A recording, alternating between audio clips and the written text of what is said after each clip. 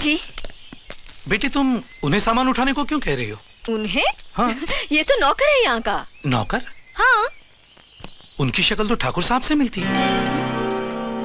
बेटे तुम ठाकुर भानु प्रताप के बेटे हो ना? जी।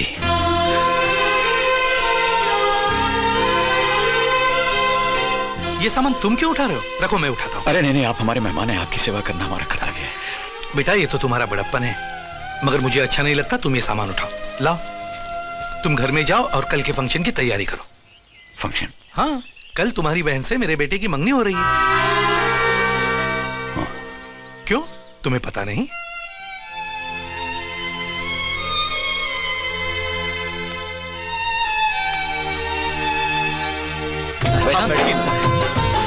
ये हमारी बड़ी जी।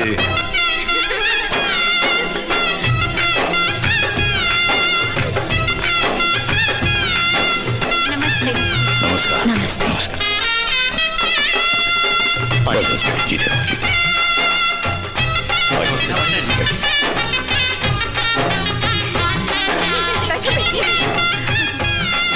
तो समधी जी जैसा आप कहें, पंडित जी आए हुए, इनसे कोई तिथि निकलवा लेते? हाँ हाँ पंडित जी बोलिए, कौन से दिन का मुहूर्त निकला है? ठाकुर साहब, विवाह के लिए 10 तारीख का मुहूर्त निकला है, लेकिन विदाई के लिए 10 और 11 दोनों तिथियां कष्टकारक हैं।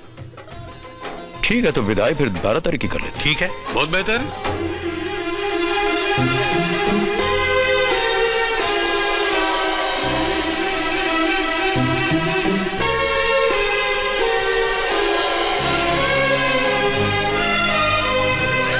दादाजी, I love you दादाजी। अली, अजो, सुनो, हीरा जी कहाँ हैं? पता नहीं, छोटे काका दादाजी के सामने नहीं आते। क्यों? हाँ? दादाजी को छोटे काका पसंद नहीं।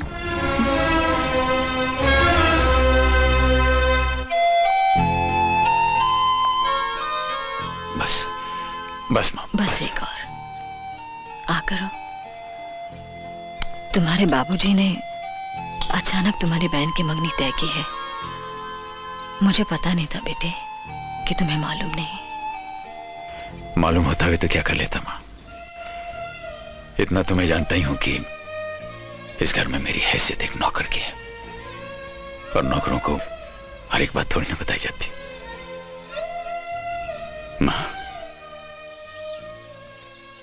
माँ अगर पुनर्जन्म होता है तो मैं फिर से तुम्हारा और बाबूजी का बेटा बनना चाहूंगा। जो इस जन्म में नहीं मिला, शायद उस जन्म में मिल जाए।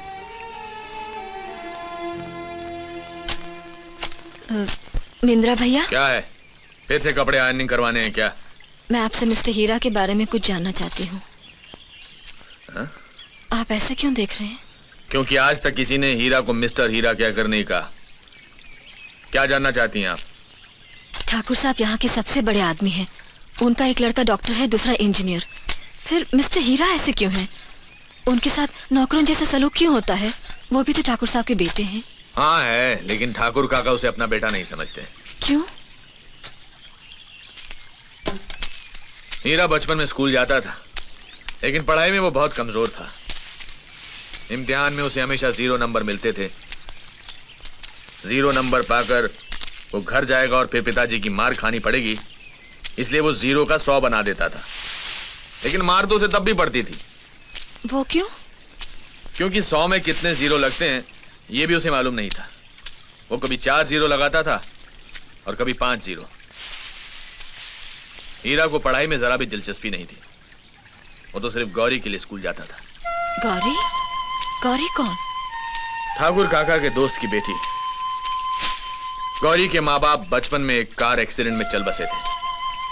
ठाकुर काका गौरी को अपने साथ घर ले आए और गौरी और हीरा दोनों साथ स्कूल जाने लगे। हीरा गौरी को पसंद करने लगा। गौरी पढ़ना चाहती थी, लेकिन हीरा हमेशा उसे खेलकूद में उलझाए रखता था। गौरी पढ़ नहीं पाती थी। एक दिन जब दोनों स्कूल गए। Stand up. होमवर्क क्यों नहीं किया तुमने? बोलो, हाथ आगे बढ़ाओ।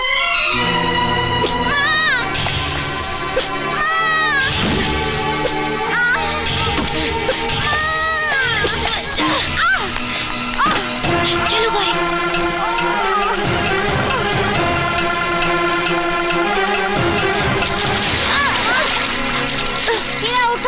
उठो। किताबों के साथ हीरा की पढ़ाई लिखाई भी पानी में बह गई।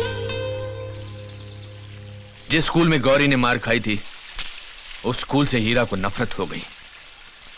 उस दिन से उसने स्कूल की तरफ पलट कर भी नहीं देखा। हीरा के साथ रहकर गौरी की पढ़ाई खराब हो जाएगी, ये सोचकर ठाकुर काका ने गौरी को पढ़ने के लिए शहर के हॉस्टल में भेज दिया। हीरा और गौरी अलग हो गए, अलग अलग बड़े हुए। हीरा हमेशा उदास रहता था, मगर एक खुशी थी, गौरी हर शनिवार शहर से आती थी। शनिवार और इतवार, ये 2 दिन हीरा के दिल को खुशियों से भर देती थी।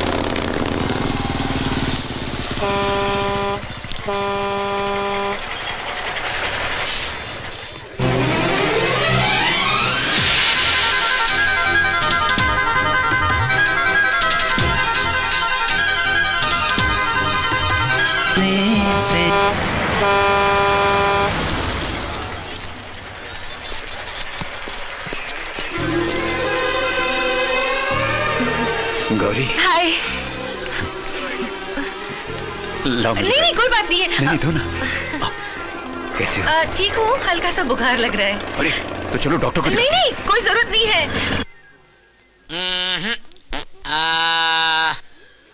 आ दिखाओ। डॉक्टर साहब, क्या क्या क्या क्या? यहाँ है। वहाँ क्या दिखाने को बोल रहे हो? अच्छा, तुम क्या समझते हो? बिना आ जाने ही मैं डॉक्टर बन गया हूँ।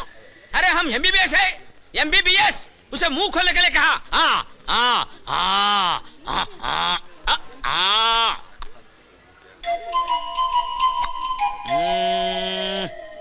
हल्का सा बुखार है, मैं इंजेक्शन दे देता हूँ।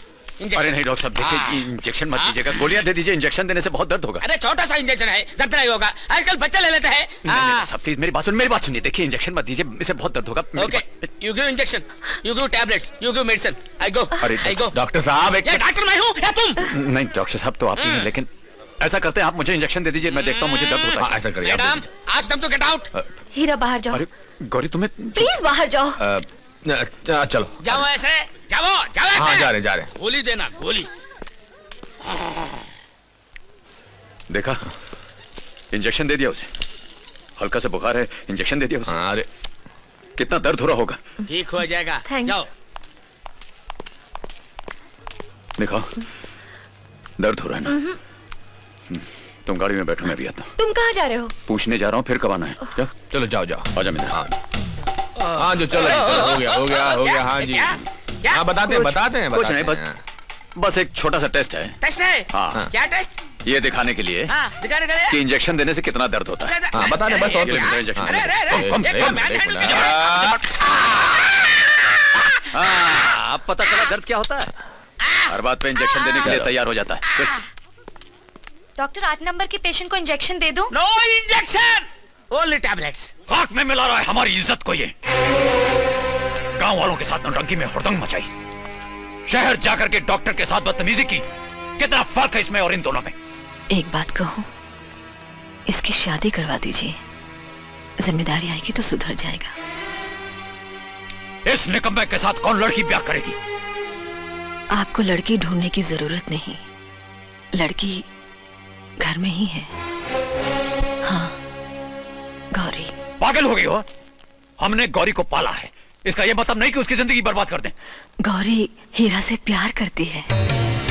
आप तो जानते हैं, दोनों बचपन से एक दूसरे को चाहते हैं।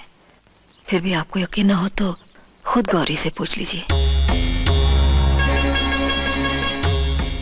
हमें गौरी से पूछने की कोई जरूरत नहीं है। हम जानते हैं कि वो हमारे फैसले को इनकार नहीं करेगी। अगर वो इस नालायक को चाहती है तो पंडित को बुलाकर मुहूर्त निकलवा दो।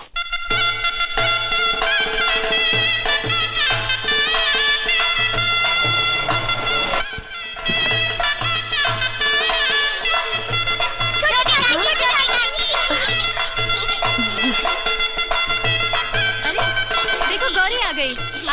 आओ गौरी, आओ ना। दीदी, ये सब क्या हो रहा है? ये तुम्हारी शादी की तैयारी हो रही है। मेरी शादी? हाँ, बाबूजी ने तुम्हारी शादी हीरा के साथ तय कर दी है। हीरा ने मन्नत मांगी थी कि अगर गौरी के साथ उसकी शादी तय हो जाए तो वो हर मंदिर की चौखट पर माथा टेकेगा और हर मूर्ति के चरणों में नारियल चढ़ाएगा। एक दिन हम नारियल के चढ़ावे के लिए मंदिर जा रहे थे तो देखा एक लड़की पानी में कूद गई। हीरा उस लड़की को बचाने के लिए पानी में कूदा, उस लड़की को बाहर निकाला। वो लड़की कोई और नहीं, गौरी थी।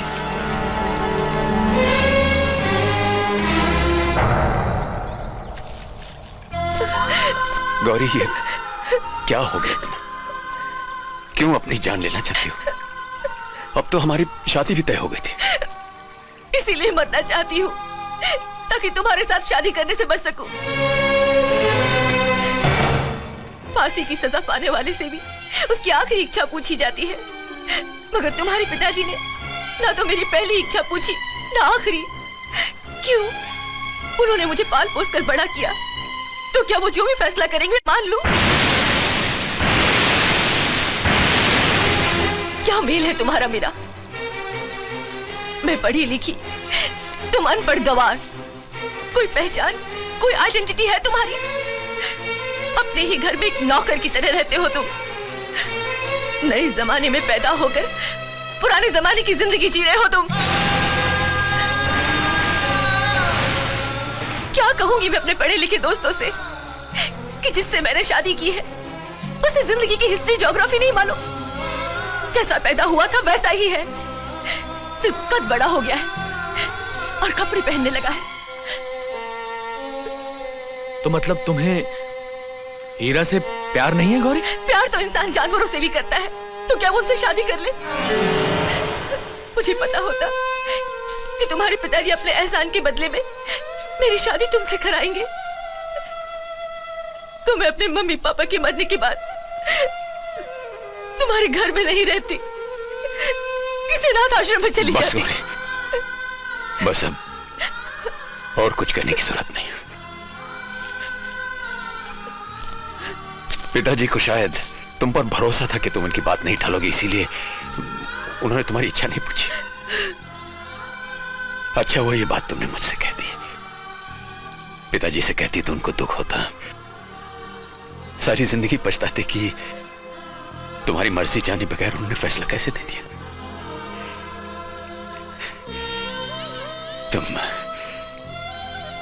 तुम मुझसे शादी नहीं करना चाहती, मत करो। मैं पिताजी से कह दूंगा कि मैं गौरी से शादी नहीं करना चाहता।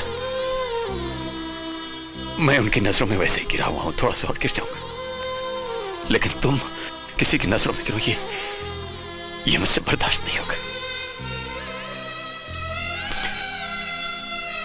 जाओ गौरी, हीरा तुम्हारे रास्ते से हट गया।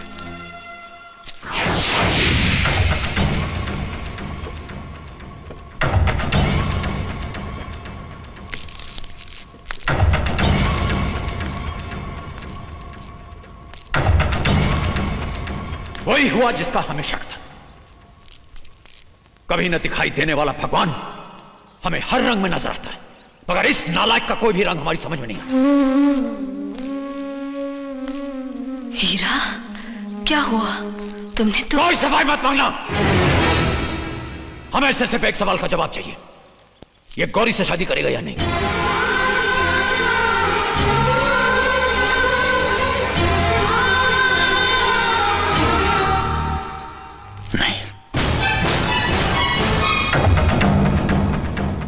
उस दिन से हीरा बाप के लिए बेगाना हो गया। उसने गौरी को पिताजी की नजरों में गिरने नहीं दिया, लेकिन खुद गिर गया। ठाकुर काका ने बिना सच्चाई जाने हीरा की आंखों के सामने गौरी की शादी किसी और से कर दी।